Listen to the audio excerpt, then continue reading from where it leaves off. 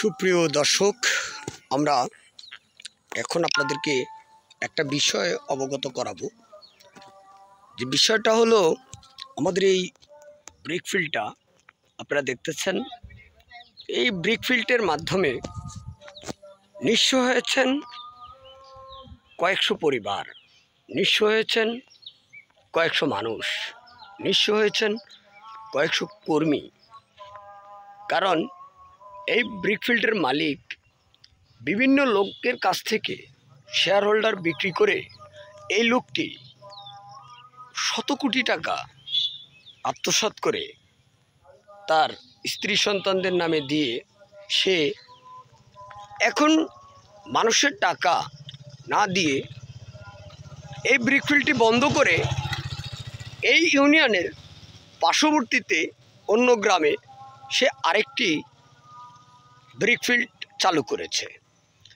কিন্তু এখন বিষয় হচ্ছে, এই যে সাধারণ মানুষ তারা এত টাকা তাকে বিশ্বাস করে দিল, সে সকলের টাকাগুলো মেরে সে নিজের সুখ শান্তি আরাম আয়েশের জন্য মানুষদেরকে পথে বসিয়ে এখন সে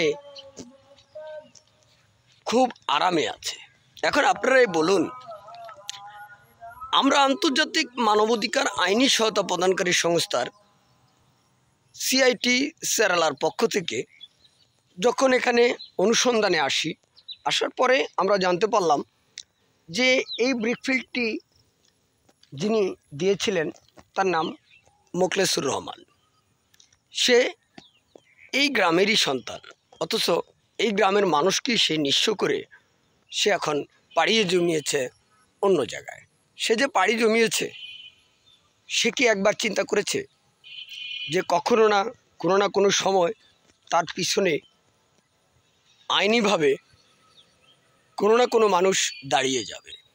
এই মানুষগুলোর কান্না হাহাকার দেখে আমরা আমাদের আন্তর্জাতিক মানবাধিকার আইনি সহায়তা প্রদানকারী সংস্থার সিআইটি ক্রাইম ইনভেস্টিগেশন টিম সেরালা আমরা তদন্তে এসে যা দেখলাম যে এই মোখলেসকে আইনের আওতায়, দ্রুত আইনের আওতায় এনে সকল সাধারণের জনগণের টাকাগুলো ফেরত দেওয়ার ব্যবস্থা করে দিতে হবে।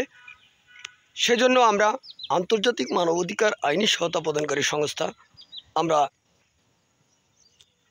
সর্বদাই চেষ্টা করব আপনারা আমাদের তথ্য ও দিয়ে সহযোগিতা করবেন এবং আমাদের সাথে থাকবেন।